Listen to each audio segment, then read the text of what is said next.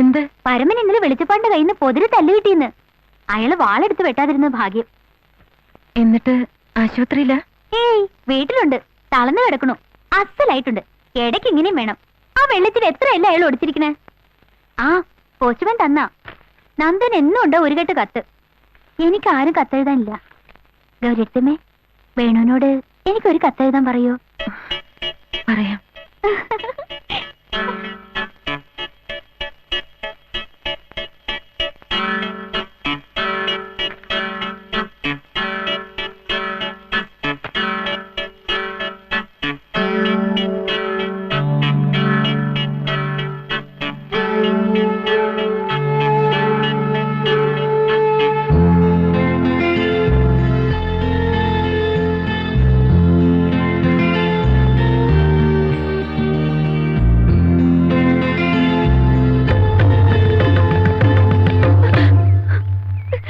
എന്ത് വിട്ടിട്ടാ കുട്ടിയെ കാണിക്കണേ? ഇങ്ങനെ നിരാശപ്പെടപ്പ എന്താ ഉണ്ടായി? എനിക്കറിയില്ല കുട്ടിമാമേ. വേണുവിന്റെ കത്ത് വന്നിട്ടുണ്ട്. അവൻ എന്താ എഴുതിയിരിക്കണേ? ഞാൻ വായിച്ചു നോക്കിയില്ല. എനിക്ക് പേടി അത് തുറക്കാൻ. നന്ദനെ കുറിച്ച് നീ എന്തൊക്കെയോ തെറ്റിദ്ധരിച്ചിരിക്കുക. ശുദ്ധ പാവാണവൻ. ഒരു അനിയത്തിപ്രാന്തൻ, അത്ര തന്നെ. വിഷമം വരുമ്പോ എന്തൊക്കെയോ പറയും. ചില നേരത്ത് നന്ദേട്ടന്റെ ഭാവം കണ്ട എനിക്ക് പേടിയാവാണ് കുട്ടിമാമേ. മോള് ധൈര്യമായിട്ടിരിക്കൂ. ഈശ്വരൻ നമ്മളെ കൈവിടില്ല. വെറുതെ അതും ഇതും ആലോചിച്ച് മനസ്സ് പുണ്ണാക്കാതെ സമാധാനമായിട്ടിരിക്കും.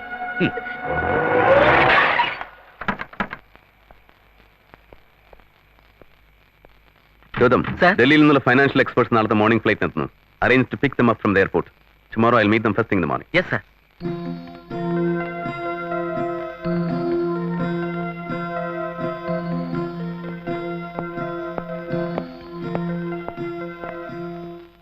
നന്ദേട്ടാ, വേണുവിന്റെ കത്തുണ്ട്. എന്താ വിശേഷം? ഞാൻ വായിച്ചില്ല. തുറക്കാൻ എനിക്ക് പേടിയാ. എന്തായാലും വായിക്കേ. വരാനുള്ളത് വഴി തങ്ങില്ല.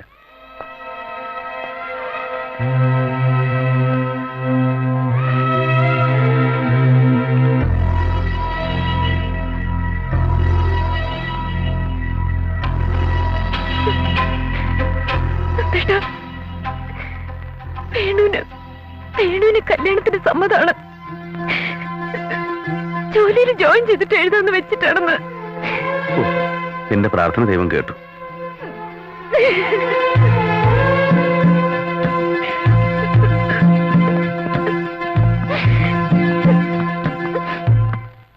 അപ്പോഴത്തെ വിഷമം കൊണ്ട് എന്തൊക്കെയോ പറഞ്ഞു എന്നല്ലാണ്ട് സ്നേഹമില്ലാഞ്ഞിട്ടല്ല. നിനക്ക് വിഷമമെങ്കിൽ എന്നോട്. അരുത്. നന്ദേട്ടന്റെ ഭാര്യയാവാന്നുള്ളത് ഒരു ഭാഗ്യമായി കരുതുന്നവളാ ഞാൻ. ആ നന്ദേട്ടൻ ആരുടെ മുന്നിലും തലകുനിക്കുന്നത് താങ്ങാൻ എനിക്കാവില്ല. പക്ഷെ എന്റെ ഈ ജീവിതം അനിയൻ തന്ന ദാനായി പോയില്ലേ നന്ദേട്ട. അമ്മൂനെ നന്ദേട്ടൻ എത്ര വേണേലും സ്നേഹിച്ചോളും.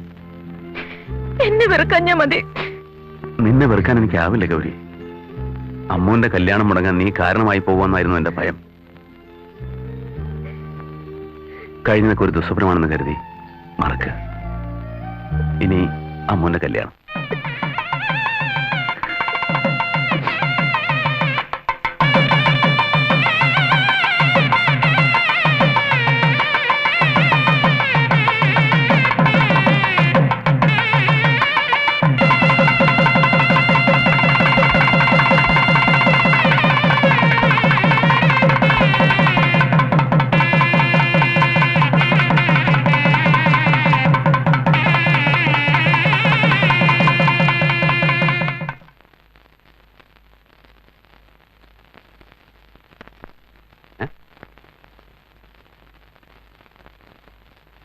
താൻ ഇവിടെ വന്ന് നിൽക്കുക. അവരിറങ്ങാൻ വേണ്ടി തന്നെയും കാത്തു നിൽക്കുക. എന്താ അത് കൊച്ചു കുട്ടികളെ പോലെ? എന്നെ പെരിഞ്ഞ് നോക്കില്ലേ അവള്? അവള് കടൽ കടന്ന് പോകുന്നില്ലല്ലോ. ഏറിയ ഒരു 3 മണിക്കൂറിന്റെ ദൂരം അത്രല്ലേ ഉള്ളൂ. വരിക, അവര് യാത്ര അയക്കുക. വരിക. എനിക്ക് പേടിയാ വല്യമ്മ. എന്താ കുട്ടി ഇത്? എന്തിനാ പേടിക്കണത്?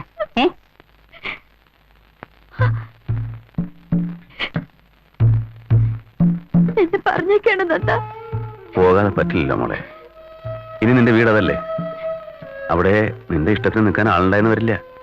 കുട്ടികളൊക്കെ നിർത്തണം. വേണുവിന്റെ കാര്യങ്ങളൊക്കെ ഇനി നീ വേണം നോക്കാൻ. എന്നോട് വഴക്കുകൊണ്ട പോലെ അവനോട് വഴക്കൂടരുത്. എന്നെ നന്ദാന്ന് വിളിക്കുന്ന പോലെ അവനെ പേര് വിളിക്കരുത്. പറയുന്നൊക്കെ മനസ്സിലാവുന്നുണ്ടോ?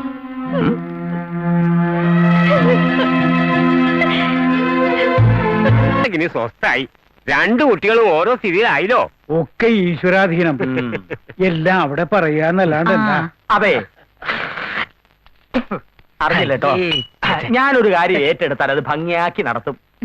രണ്ട് കല്യാണങ്ങളും ഒന്നിച്ച് നടത്തിയാ മതി എന്ന് പറഞ്ഞു നന്ദഗോപാലൻ. അപ്പോഴല്ലേ ജാതകത്തിന്റെ പ്രശ്നവും ജോലിയുടെ പ്രശ്നവും വന്നത്. ഒക്കെ പറഞ്ഞ് ശരിയാക്കിയില്ലേ ഞാൻ. ഇപ്പൊ കാര്യങ്ങളൊക്കെ ശുഭായില്ലേ? എന്താ ഈ ബന്ധങ്ങൾ എന്നൊക്കെ പറഞ്ഞ ജീവിതത്തിലൊരു ഭാഗ്യം തന്നെയാ. അത് ശരിയാവാണ്ട് അറിയിക്കണവരെത്രയാ. പറയണില് തെറ്റുണ്ടോന്ന് എനിക്ക് നിശ്ചയില്ല. എല്ലാം തുറന്നു പറയണ പ്രകൃതമാണല്ലോ എനിക്കുള്ളത്. വേണുവിന് കിട്ടിയ കുട്ടിക്ക് ഇത്തിരി അഹങ്കാരം ഉണ്ടോന്ന് എനിക്ക് സംശയം. ഒന്നും മിണ്ടാണ്ടിരിക്കേ. എല്ലാം തുറന്നു പറയാന്നല്ല നിങ്ങളുടെ സ്വഭാവം. എല്ലാം കൊനിഷ്ടാക്കി പറയാന്ന. അയ്യോ, വെറുതെ തോന്നുകയാ ഗോമതിയമ്മേ. അമ്മ ശുദ്ധഭാവാ. അന്ന് ആദ്യമായി നന്ദഗോപാലിന്റെ വീട്ടിൽ പോയപ്പോ തന്നെ ഞാൻ മനസ്സിലാക്കി. ഇത്തിരി കുസൃതി ഉണ്ടെന്ന് മാത്രം. ചെറിയ കുട്ടിയല്ലേ അവളെ. എന്നാ ഞങ്ങൾ ഇറങ്ങുക. വേണു, അമ്മു, ദേ ഇവര് ഇറങ്ങാന്ന്. വേണോട്ട് വേണേ പോയിക്കോളൂ, ഞാനില്ല. നിന്നെ കാണാനും കൂടി അവരിവിടെ വന്നിരിക്കുന്നേ. അവിടെ ഒരു തടിച്ചുണ്ട്, ഒരു ഇടുമ്പി. ഈ മാല എത്ര പോനാ? ആ ചെയിൻ എവിടുന്ന് വാങ്ങിയതാ? കമ്മലിന്റെ ഡിസൈൻ ആര് തെരഞ്ഞെടുത്താ? കണ്ടൂടെ എനിക്കതിനെ. അമ്മു, ഞാൻ നിങ്ങളെന്താ വരാത്തെ? അവര് പോകാൻ നിൽക്കുന്നു. അവള് വരണില്ലെന്ന്. അവര് പോയിക്കോട്ടെ അച്ഛാ. ഒന്നങ്ങട് വരുന്നേ. ഞാനില്ല, ഞാനില്ലെന്ന് പറഞ്ഞില്ലേ.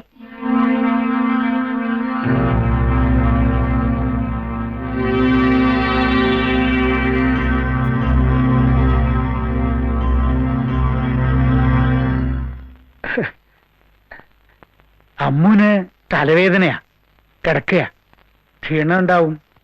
അവൾ ഇവിടെ തന്നെ ഉണ്ടല്ലോ. ഇനിയും കാണാം. എന്നാ ഇറങ്ങല്ലേ? ഇറങ്ങ.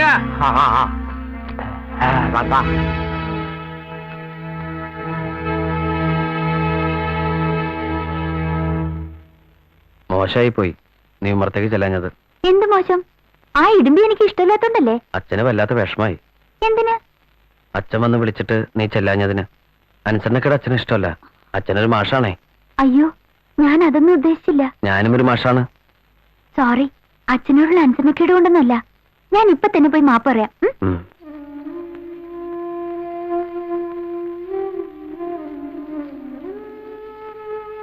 അച്ഛാ, ഞാൻ ഉമ്മറത്തേക്ക് വരാത്തതിന് അച്ഛന് വിഷമായോ? ഓ, സാരല്ല. അച്ഛനോടുള്ള വിരോധം കൊണ്ടൊന്നുമല്ല. ആ അമ്മ ഇഷ്ടമല്ലാത്തോണ്ടല്ലേ. ഇനി അങ്ങനെ ഉണ്ടാവില്ല. സാരല്ലോ ഓളെ. അച്ഛനത് എപ്പോഴേ മറന്നു. അമ്മോ,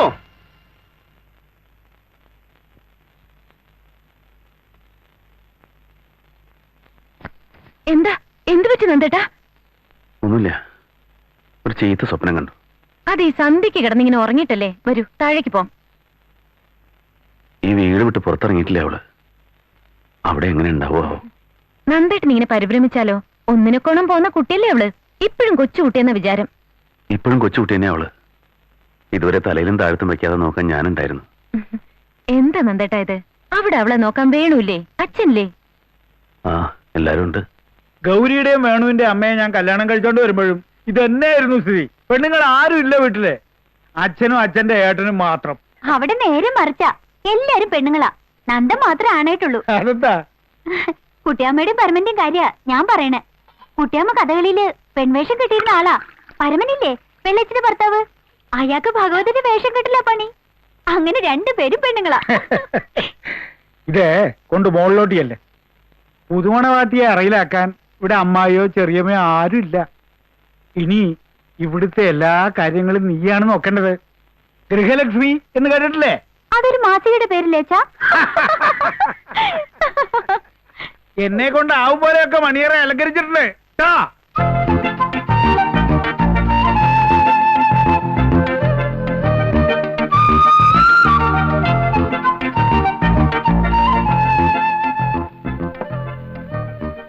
ഇനി ഈ കണ്ടഭാരങ്ങളും കർണഭാരങ്ങളൊക്കെ അയച്ചേക്കണം. പിന്നെ ഒരു സിമ്പിൾ ചെയിൻ, കാതിലൊരു ചെറിയ കമ്മല്. ഒറ്റക്കാതിലോ? ഈ ടിവിയിൽ കാണുന്ന പാട്ടുകാരെ പോലെ. അതല്ല, 2 കാതിലും ഓരോ ചെറിയ കമ്മല്, 2 വള, അത്ര മതി. ഈ ഭാരങ്ങളൊന്നും ഇല്ലാതെ തന്നെ എന്റെ അമ്മ വളരെ സുന്ദരിയാ. അതൊക്കെ പോട്ടെ, വീടൊക്കെ കണ്ടോ? വീടൊക്കെ ഞാൻ കണ്ടു. ചെറിയ വീടാ. ചെറിയ കുടുംബം സന്തുഷ്ട കുടുംബം. അത് രാഷ്ട്രീയക്കാരുടെ മുദ്രാവാക്യെന്നാ വെള്ളച്ചി പറയണേ. രാഷ്ട്രീയക്കാരുടെ അല്ല, കുടുംബാസൂത്രണക്കാരുടെ. അതിന് നമുക്ക് 7 കുട്ടികളുണ്ടാവുന്നാണല്ലോ കൈനോട്ടക്കാരി പറഞ്ഞത്. അയ്യോ, ഇതിനൊക്കെ ആര് പോറ്റും? ഞാൻ. എനിക്ക് പിന്നെ വേറെന്താ പണി? വേണുട്ടിനെ കുട്ടികളെ നോക്കാന്നല്ലാതെ. പിന്നെ ഇതിനൊക്കെ പൈസ വേണ്ടേ? പൈസ ഇഷ്ടംപോലെ നന്ദന്റെ കയ്യിലുണ്ട്. ആരാ അതിന്റെ മുകളിൽ മുല്ലപ്പൂട്ടിരിക്കണേ? അത് മണിയാറോ ഒരുക്കി വെച്ചിരിക്കുന്നല്ലേ? എനിക്കിതൊന്നും ഇഷ്ടമല്ലെന്ന് അറിഞ്ഞൂടെ?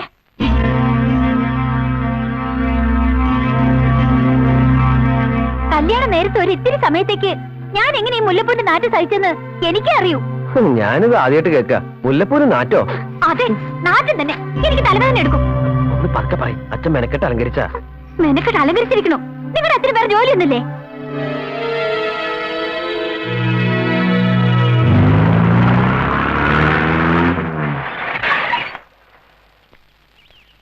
അയ്യോ, വലിയൊരു പാമ്പ്. മൂർഖനാ, പേടിച്ചു പോയി. നന്ദനും ഗൗരിയത്തിനും വരണ വഴിയാ. എവിടെ പാമ്പ്?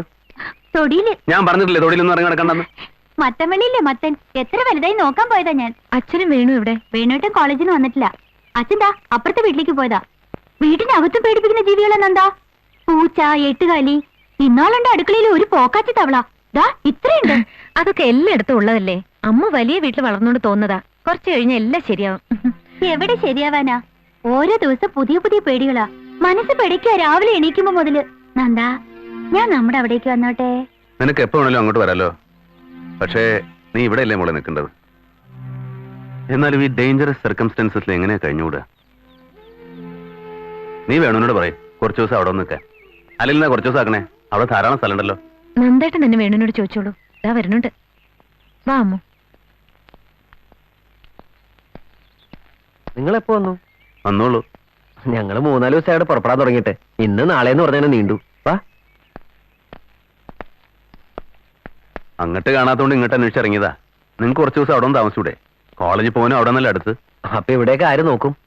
അമ്മൂന് ഇവിടെ പിടിക്കണ്ടാവില്ല. ഓരോ ദിവസം ഓരോ പേടികളാ. ആദ്യം കുറച്ചു ദിവസത്തിന് പ്രയാസം ഉണ്ടായിരുന്നു.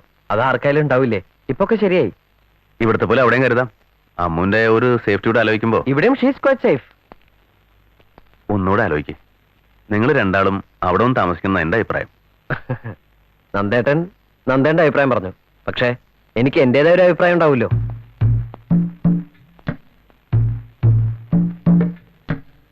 രാവിലെ ഇറങ്ങിയത് അമ്മു വേണു. എന്താ ഇത്ര വൈകണോ? കുട്ടികളുടെ കല്യാണം കഴിഞ്ഞ അങ്ങനെ തന്നെയാ. ഓരോരുത്തരും അവരവരുടെ വഴി നോക്കി പോകും. അതിന് തന്നെയാണല്ലോ അവരെ കല്യാണം കഴിപ്പിച്ചു വിട്ടിരിക്കണേ. അല്ലെങ്കിൽ ഇത് മാഷയുടെ പിറന്നാളായിട്ട് ഉച്ചയ്ക്ക് അച്ഛൻ്റെ കൂടെ ഊണ് കഴിക്കാനും കൂടി നിൽക്കാണ്ട് പുറത്തു പോവോ? ഈ രാധ ഉള്ളത് കൊണ്ട് ഞങ്ങൾക്ക് കുറച്ച് പായസം കിട്ടി. അതവൾ ഓർമ്മിച്ച് കൊണ്ടുവന്നല്ലോ. മക്കളെ കണ്ടും മാമ്പ് കൊണ്ടും കൊതിക്കല്ലേ എന്നൊരു ചൊല്ല് കേട്ടിട്ടുണ്ട്. ഏയ്, ഒരു ചൊല്ലിലും കൊതു വന്നിട്ടില്ല. അവർക്ക് ഇന്നല്ലേ ഒരു ഒഴിവുള്ളൂ. ഞാൻ പോണു. അമ്മ അന്വേഷിക്കുന്നുണ്ടാവും. ആ.